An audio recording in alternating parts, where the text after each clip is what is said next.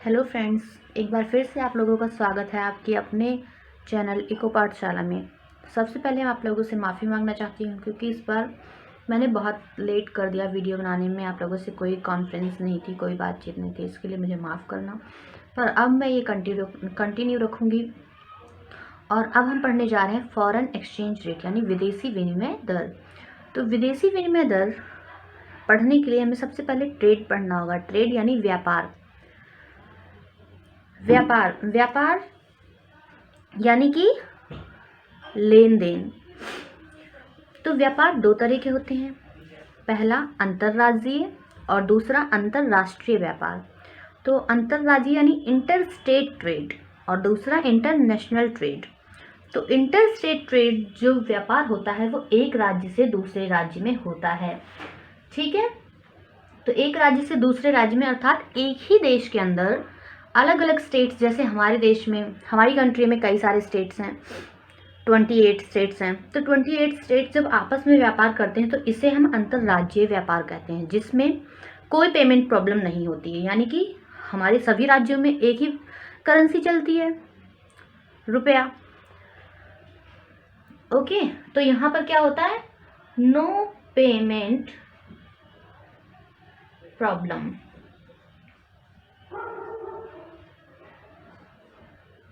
Okay, now international trade यानी कि अंतरराष्ट्रीय व्यापार। अंतरराष्ट्रीय व्यापार वो व्यापार होता है जिसमें पेमेंट प्रॉब्लम होती है। कैसे होती पेमेंट प्रॉब्लम? जब हम एक देश से दूसरे देश में व्यापार करेंगे तो पेमेंट प्रॉब्लम तो आएगी, क्योंकि हमारे यहाँ की करेंसी कुछ और है और कहीं अदर कंट्रीज की करेंसी अलग है। सपोज हमारे यहाँ की करेंसी रुपया है, जबकि यूएसए की या यूनाइटेड किंगडम की डॉलर और पाउंड है। ठीक है, तो इसी तरह से अलग अलग कंट्रीज की अलग अलग करेंसी है, तो इसी वजह से पेमेंट में प्रॉब्लम आती है और सबके वैल्यू भी अलग अलग है। तो इसमें क्या होता है, पेमेंट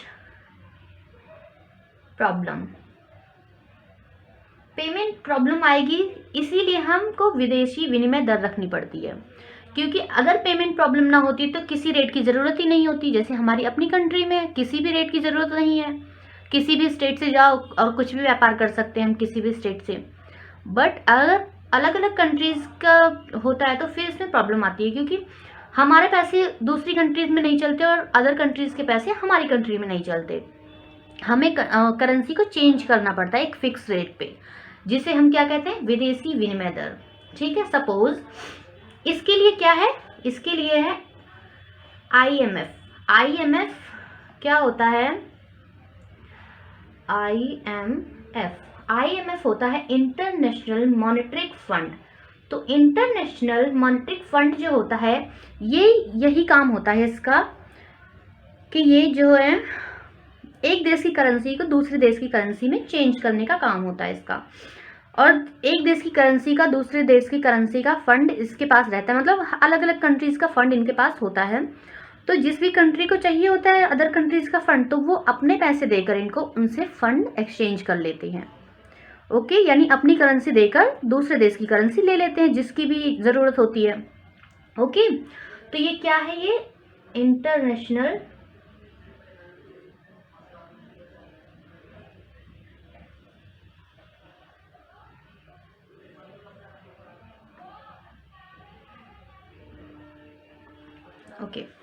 इंटरनेशनल मॉनेटरी फंड।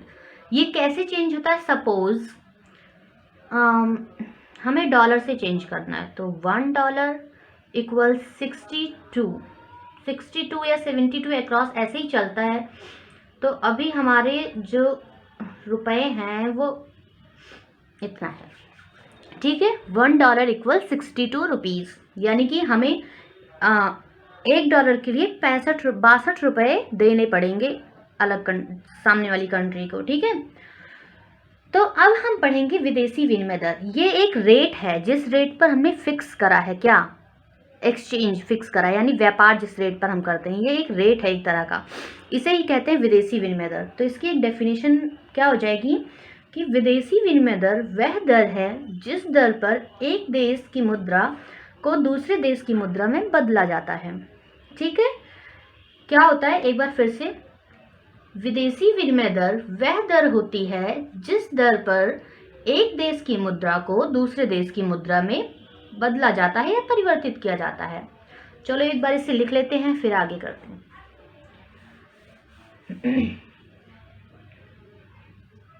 विदेशी विनिमय दर वह दर होती है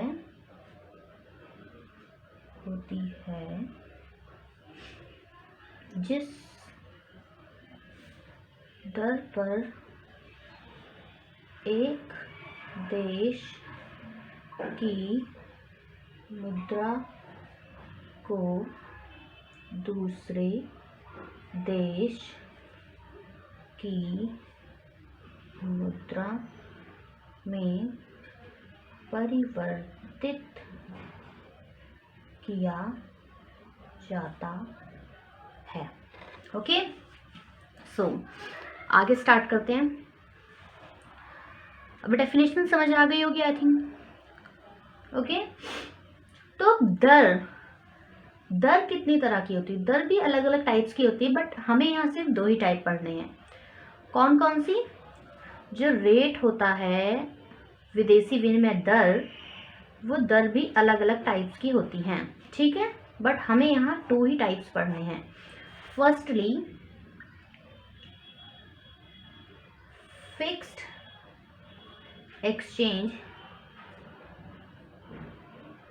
रेट, यानी कि स्थिर विनिमय दर प्रणाली, और सेकेंड वाली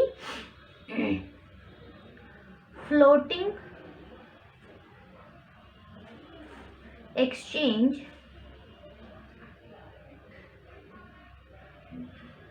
रेट, यानी लचीली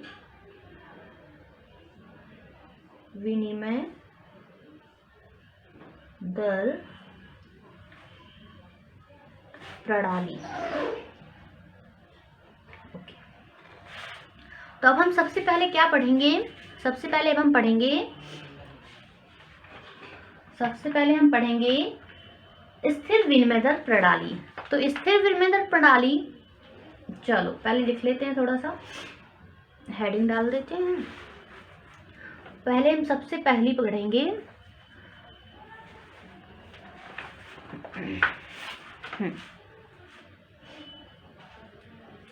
स्थिर विनिमय, यानी कि फिक्स्ड एक्सचेंज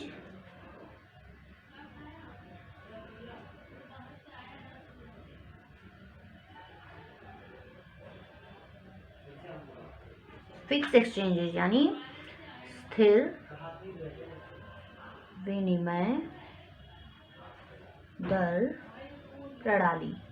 हिंदी में तो बहुत सारे नाम होते हैं, जैसे इसका एक और नाम क्या है हिंदी में? स्वर्ण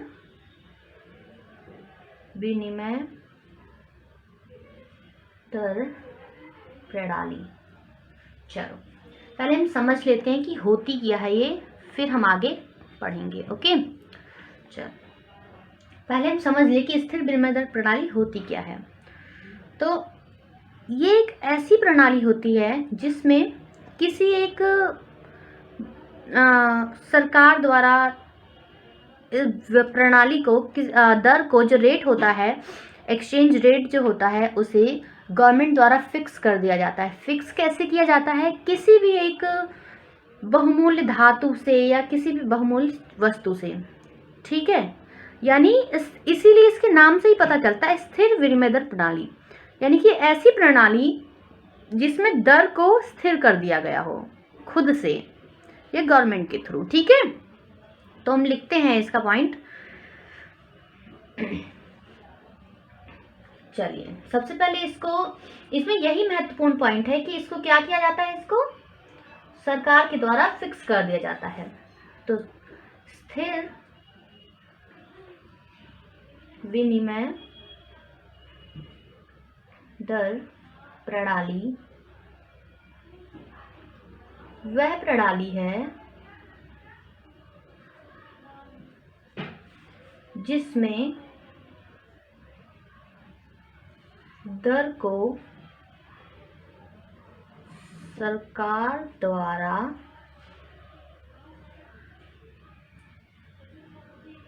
स्थिर कर दिया जाता है। यानी कि ऐसी प्रणाली जिसमें सरकार रेट को फिक्स कर देती है।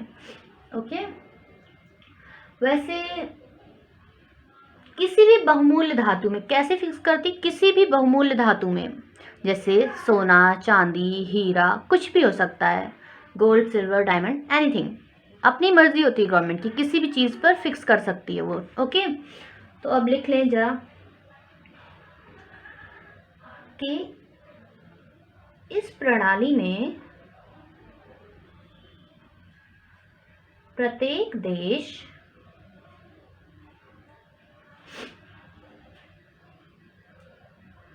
अपनी मुद्रा को एक बहुमूल्य धातु जैसे सोना, चांदी के रूप में निर्धारित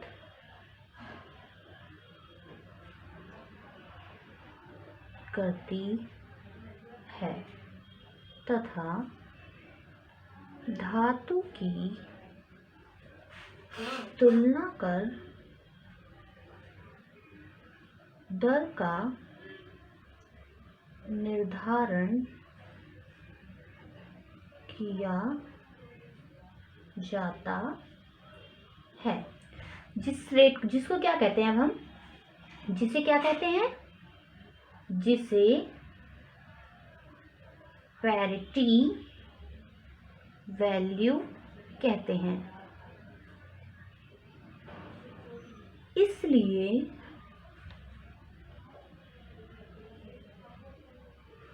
इस प्रणाली को स्वर्ण विनिमय दर प्रणाली कहते हैं।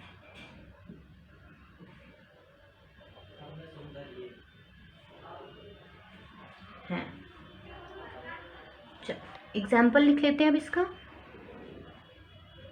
एक बार पहले पढ़ लेते हैं फिर एग्जाम्पल लिखेंगे। यानी स्वर्ण विनिमय दर प्रणाली ऐसी प्रणाली है जिसमें प्रत्येक देश अपनी मुद्रा को एक बहुमूल्य धातु जैसे सोना, चांदी, डायमंड, हीरा, कुछ भी हो सकता है, उसके रूप में निर्धारित कर देती है। ठीक है, तथा उसी धातु की तुलना करके दर का निर्धारण किया जाता है। उसी धातु की तुलना करके दर का निर्धारण किया जाता है, जिसे हम क्या कहते हैं? Parity value. क्या कहते हैं? Parity value. इसलिए इस प्रणाली को स्वर्ण विनिमय दर प्रणाली कहते हैं। फॉर एग्जाम्पल, इंडिया,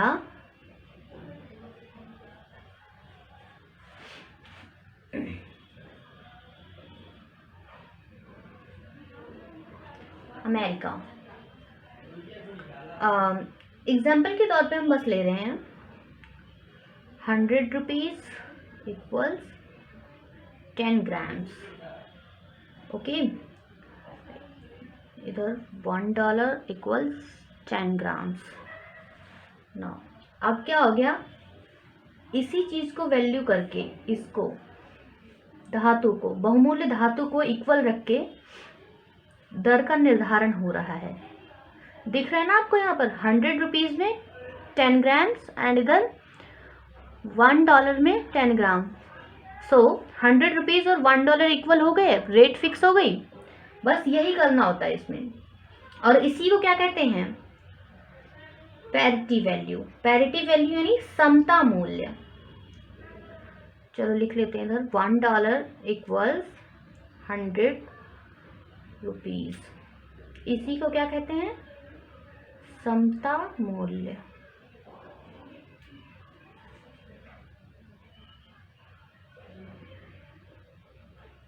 ओके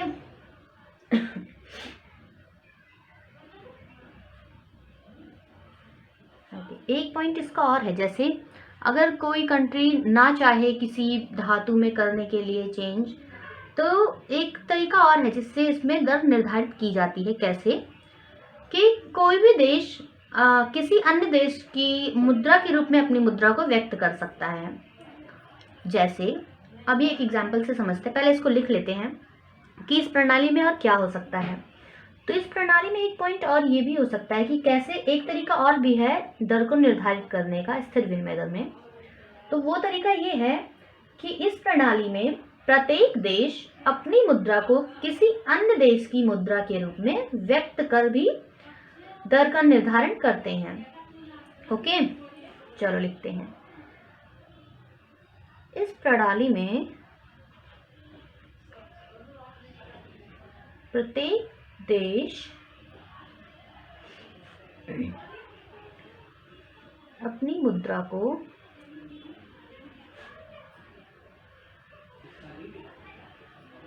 किसी अन्य देश की मुद्रा के रूप में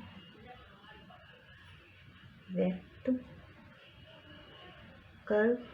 करके भी दर का निर्धारण करते हैं।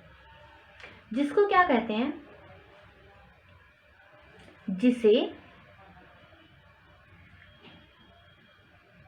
संबंधित करना कहते हैं। कि चलो इसका एग्जाम्पल देख लेते हैं एक हम।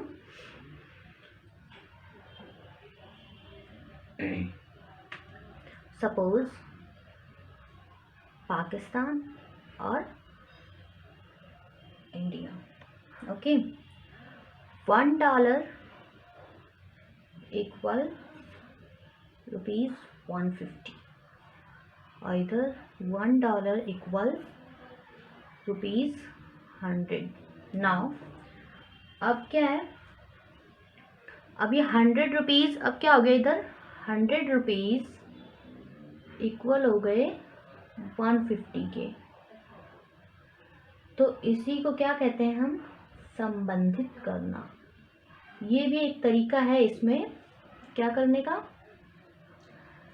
दर को निर्धारित करने का, संबंधित करना। के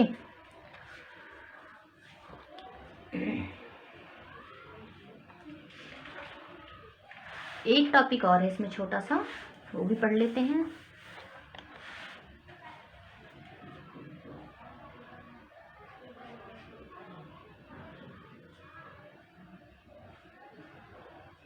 ओके, इस प्रणाली में सरकार द्वारा विदेशी मुद्राओं को संरक्षित करके या भंडारण करके संरक्षित रखा जा सकता है, जिसे विदेशी विनिमय दर को स्थिर रखा जा सके।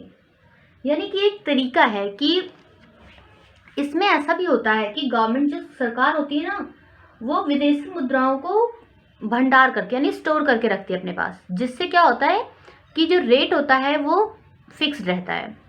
कैसे रहता है फिक्स्ड, देखो पहले लिख लेते हैं फिर समझाते। इस प्रणाली में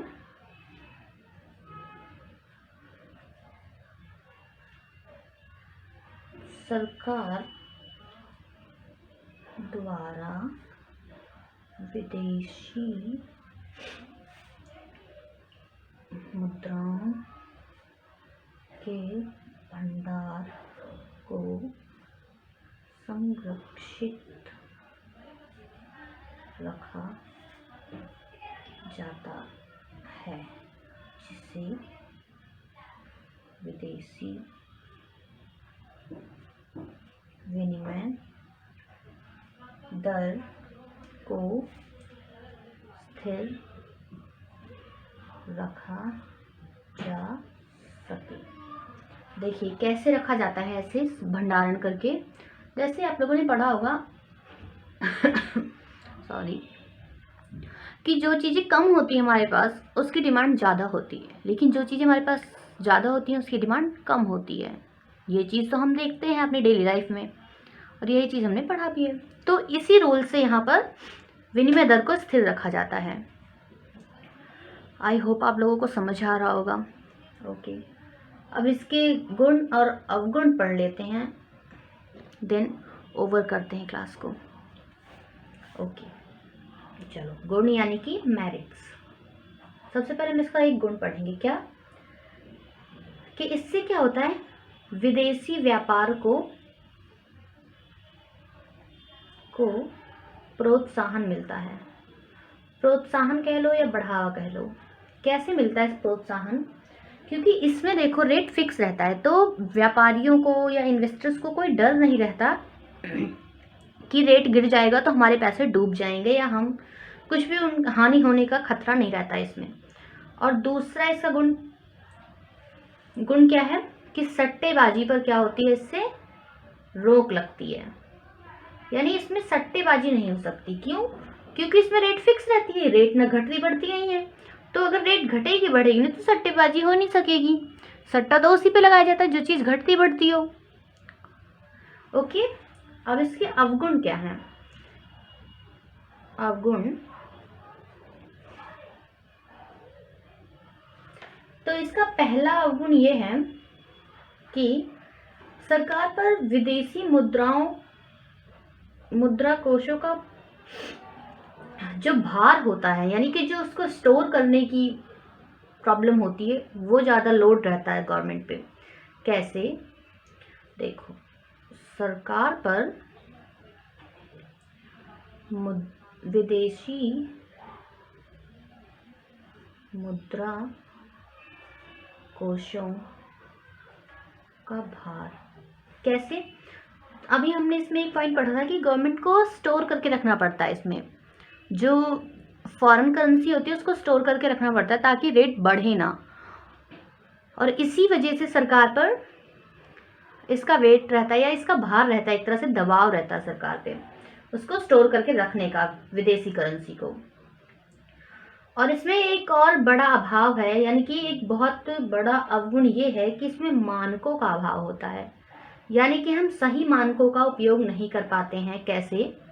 मानकों का अभाव इस तरह से होता है कि मानकों का अभाव कैसे कह सकते हैं, जैसे हम कैसे बता सकते हैं कि कौन सी चीज़ पर हम फिक्स करें अपना रेट, है ना, गोल्ड हो या सिल्वर हो या कुछ भी हो। ये प्रॉब्लम होती है कि हमारे पास उचित मानक नहीं है जिस पर हम अपने रेट को फिक्स कर सकें, ये प्रॉब्लम है। ओके, इसमें का भी एक टॉपिक और रह रहा है, घरेलू मुद्रा का अवमूल्यन। तो वो नेक्स्ट वीडियो में होगा, इसके सेकंड पार्ट में। Okay, thanks for watching.